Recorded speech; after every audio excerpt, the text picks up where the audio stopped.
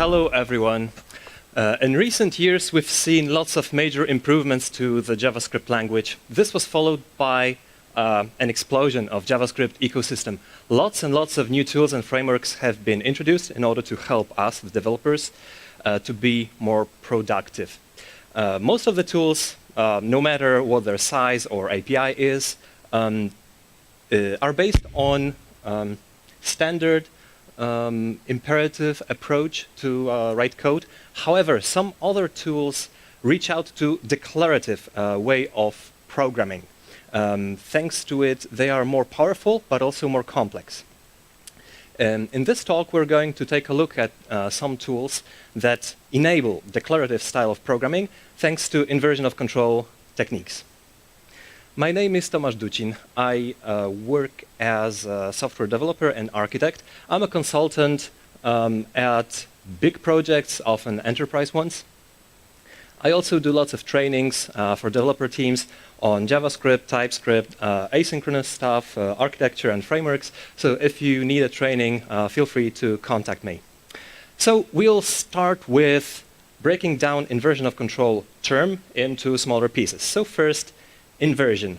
Before we can invert something, we need to define what is the direction, what is the application flow, how do things basically work, right? What is the behavior, what is going on internally? So I believe that the best way to discuss design and patterns is to find real-life metaphors, which are pretty much obvious for us because we can see them in the real world. Real-life metaphors, not software examples. So let's say I'm sitting at my home and I'm waiting for a postman to deliver a letter to me. So the responsibility is on the postman to walk into my block, come at my door, knock at the door, and to give me the letter. However, if it happens that I'm not at my home, I'm absent, or that the postman is just lazy enough not to walk at my door, which happens, unfortunately, too often, the postman will just throw the post notification into my mailbox, inverting the control. So now it is my responsibility to walk to the post office. So in this particular case, it was more convenient for me to wait for the postman. When we invert the control, when the postman inverts the control, it is now less convenient for me, right? So when we'll be doing inversion of control in software, obviously, we would like to invert it in order to make it easier and more convenient to us. But basically, we need to define what is the default flow in order to invert it. So, control. I believe a nice example of what control might be is actually how to drive a car, right? When we drive a car, we need to make lots of very small decisions, very low-level decisions, almost like micromanagement, right? We need to decide whether we increase the speed or decrease the speed, whether we go this way or that way. If I'm about to cross a yellow traffic light, I need to decide whether I should step on the gas and speed up, or whether I should slow down because I don't want to risk crossing a red light, right? So there are lots of very small decisions that I have to make that we're not necessarily aware of, very low-level decisions. What I could do is, instead of driving myself, I could use an inversion of control engine, in this case, a cab driver, a taxi, call a taxi, and I tell the driver, take me to my hotel. So the public API, let's say, public API of the driver is one method, take me to, and now goes a string parameter or an object parameter that defines what the target location is. And when we take a cab, I don't care what the speed is, what the direction is. Mostly, I don't care. Just take me to the place. I don't care whether the driver turns on the lights or turns off the lights, whether he or she speeds up or slows down. I don't care. I just declare, right? I declare where I want to go into, and that's all what I care about. So basically, inversion of control is also actually losing the control, because if I was the driver, I was responsible for making all the low-level decisions. When I invert the control, I make it more convenient for me to declare what I want, but I also lose control over the low-level details. Also, inversion of control techniques will often switch from imperative to declarative, meaning I would prefer to declare what I want and tell it to the IoC engine, give me what I want, and now the engine would be responsible for how do I do it, right? So I don't want to do micromanagement in imperative, very low-level decisions like how to synchronize variables between themselves, how to synchronize the state with the view, etc., etc. I just tell what I want. I declare. Right. So often still some people think that inversion of control and dependency injection is the same thing still. And actually, apparently, it's not true. Dependency injection is just one example of how inversion of control might be applied. Dependency injection was popularized mostly by AngularJS and in JavaScript, and then the recent versions of Angular. Basically, the idea is that I would like to have multiple objects that would be shared among themselves. So I have one class or object that does some logic, and I would like it to be used within another object. In Angular, I need to make it injectable, and the important thing, the API that Angular bases on, is just the name of the class, which has to be the same as here. And all the black magic is more or less defined in the component or is indirectly used by the component TypeScript decorator. The thing is, the default flow with dependency injection is I would need, without dependency injection, is that I would be responsible as a developer to create the instance, to call new constructor, to create this dependency, then to inject it. I would need to know how to do it and when to do it, right? So the key idea behind dependency injection is that I invert the control, so I need to adapt to this API, so I need to, as a developer, I need to know what these things are. But from this moment, I don't care when the instance would be created. I know that it will be probably lazily created, only when it's needed, not eagerly. And that I don't need to care how it is created. I just need to define the API that dependency injection service will be capable of using. So let's move on to functional programming. Let's talk about Redux. As we all know, or as I assume most of us know, Redux is a state management library, meaning that whatever happens in our application, whatever data is being fetched, whatever the user interaction will affect, it is being stored in some place that Redux would be responsible for. We often use Redux for front-end applications, meaning that the interface state would be managed to ease how do components update themselves. So the default flow, if we didn't have Redux, would be if I want to update my view after some user interaction or after some data has been fetched, I would need to know when to update the component, right? Without Redux. So without Redux, the component would have to ask the state whether it's global variables or local variables, or if it was distributed, doesn't matter what the container is. The component would have to ask, dear state, have you changed? No. So after a few seconds, dear state, have you changed? No. So did you change? Not yet. Did you change? Yes, I changed. Okay, so now I re-render, right? So the thing is, component, just the client of the store, would have to keep on pinging, pulling for the new state, for the current state. But that would be bad for two reasons. One of them is efficiency. If I would be pulling too often, then there would be too many operations pulling for the same state over and over again, right? But if I do it more rarely, then I would risk that my state, my components, my view, would not be re-rendered accordingly to what has happened in the application. So what I do, instead of pulling basically asking, give me the things, read operations, I invert the control and I say, I'm the component, I'm interested in what the state is, so I subscribe to you and please notify me whenever anything changes, right? And that's basically the inversion, right? So instead of pull operations, I will subscribe and I will receive notifications, push notifications. That's basically the same idea when we go into RxJS. That's why reactive streams are push-based. What we've defined here is described also in a very nice way by Redux API. We'll talk about 3 methods. We'll ignore replace reducer because it's irrelevant in this matter.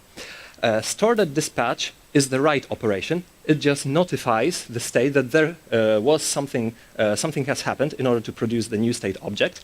And we have 2 operations. GetState is a pull operation. If we want to be pull-based, we can, right? But if we want to be push-based, which is a lot more efficient and basically convenient, we can use stores.subscribe. Obviously, React Redux library is using the store.subscribe. So that's, by the way, also one of the very, very good ideas behind Redux design is that Dan Abramov didn't decide what is going to be the best way that we would like to use a tool. He decided that it is our responsibility to choose the best way. So Redux is very much not opinionated, which I find is a very good approach for experienced developers. So what we've said with this pull and push could be described as the Hollywood principle, which says, don't call us, we will call you if there is an actor who would like to be engaged in a film. Basically, don't do the pull operations because you don't know when the state changes. Basically, subscribe to the topic, subscribe to some kind of information that would be updated, and then we will notify if there is any update that you would be interested in. And that's basically the observer pattern, right? Redux is not necessarily observer pattern because in observer, the consumer is aware of what the producer is, right? And in Redux, actually 2 different components do not know about each other because then they would not be very reusable, right? So Redux is more like pub/sub, publisher, subscriber, so that all components might push to the Redux, and Redux will basically distribute the updates between the components so that components are more independent on each other. So it's whether it's observer or a pub/sub, it's still push instead of pull. So now let's talk about React. React is a view library, and it's responsible for basically updating the view whenever the state changes. Now, where does React names come from?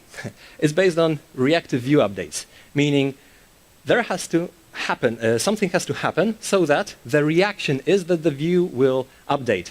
The thing that happens in order to update the view is basically a state change, right? It might be directly a state change, or this, some part of the state might be passed by props, but basically the update of the view would be as a reaction to a state change. What if we didn't have React, for instance, jQuery or vanilla JS? The thing is, I had to walk into the DOM, the representation of the view. I would need to go into a specific node, probably go into a sibling, remove one of them, maybe inject some other nodes, right? I would be responsible for all this low-level details that I don't want to care. But what I do in React, and that's really impressive idea, is that I don't define what the view does, I define what the view is, right? I don't say what are the instructions. There are no instructions here. I don't use imperative programming here. I don't say what to do. I declare what it is, how it looks. And the whole idea behind React is the virtual DOM, that this thing is going to be used to create the virtual DOM, and virtual DOM is then compared to the real DOM in order to update. But I don't care how it's going to be done. I only care how it looks, and all the rest is going to be done for me. So no imperative code, only declarative one. Also, in React, we've got, and basically in component architecture, we've got lots of parent-child relationships, so that a parent will pass a callback function to a child. The callback function is unaware of what calling this function would result in. This might result in a state change of the parent component, so that the whole subtree that starts at the root of this parent component would re-render. So React actually inverts control in 2 ways. One of them is how to update the view, and the second one is when to do it, right? Because it's very much clearly defined that only when there is a state change, or right now if there are some hooks or different other, let's say, APIs used in React, I will know which part to update and when to do it. So I don't care about how to update the view, I just declare it, and I don't care when to do it, right? So this is what React has brought into JavaScript ecosystem. And finally, let's talk about reactive extensions to JavaScript. RxJS streams are often called reactive streams. So what that means? Basically, the way I like to talk about RxJS is that reactive extensions redefine what a variable is. Basically, if I have a variable and I assign a value to a variable, it means that the value is just in the box, but if the value changes, then nobody gets notified. And that's a huge problem. What RxJS brings to the code, to the logic, to the workflow, is that whenever the variable value changes, other places, other interested parties would get updated. So basically, it makes a variable observable. That's where observable, push-based, and reactive streams, all these things start to make sense together. So I believe that slide is the best way how to visualize the power of RxJS by defining what reactive is not, what is not reactive. So we have three variables in this example. One is rate, amount, and exchange. I want to exchange my local currency to a foreign currency. So I have the variable rate that defines what is the exchange rate.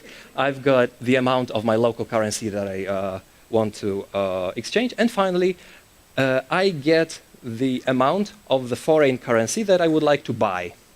So in the third line here, I get what is the value for amount divided by rate. That's this can sound obvious, but the thing is, there is a hidden predicate here, meaning there is a logical dependency between the variables. It's like very, very fundamental things, but there is a dependency that exchange should always reflect amount divided by rate, right? And in this line, I'm not defining the logical dependency. I'm only assigning a value right here, right now. So if I change the rate value right here, then I got a desync because exchange does not reflect what it should be, and I got a desync, right? And a desync is a very bad thing we would like to avoid. In this example, we've got only three variables, but in real-world applications, that would be rather 300 variables or 3,000 variables, and it would be a lot easier to miss any kind of these updates so that the predicate is not held, it's broken, and we introduce a bug. So what we would do in RxJS, this slide is a simplification of the code, not to get into RxJS API yet, but the rate variable is redefined into be a rate observable stream. It's a stream, so basically we define that it's a sequence of values that update over time, and whenever there is an update, interested parties would get notified, whether there are streams or subscribers. Amount is the same, right? So the value of my local currency might be changed later. And the killer feature of RxJS is that here I don't do any kind of assignment. I define the formula that exchange is always latest amount divided by latest rate. That's the fundamental philosophy behind RxJS. And this is how RxJS streams are reactive, meaning whenever any of these values changes, exchange would also, whenever there is a new value emitted in one of the input streams, there would be another value emitted from the other stream. This is the reaction, right? Whenever this one emits a value, the other stream also emits another value. So this would be a real code in RxJS. So rate might be a from event stream that listens to a WebSocket. Amount might be a from event using an input. And exchange is finally, in this case, combine latest, taking two observable streams, combining them together. And this is the most important part here.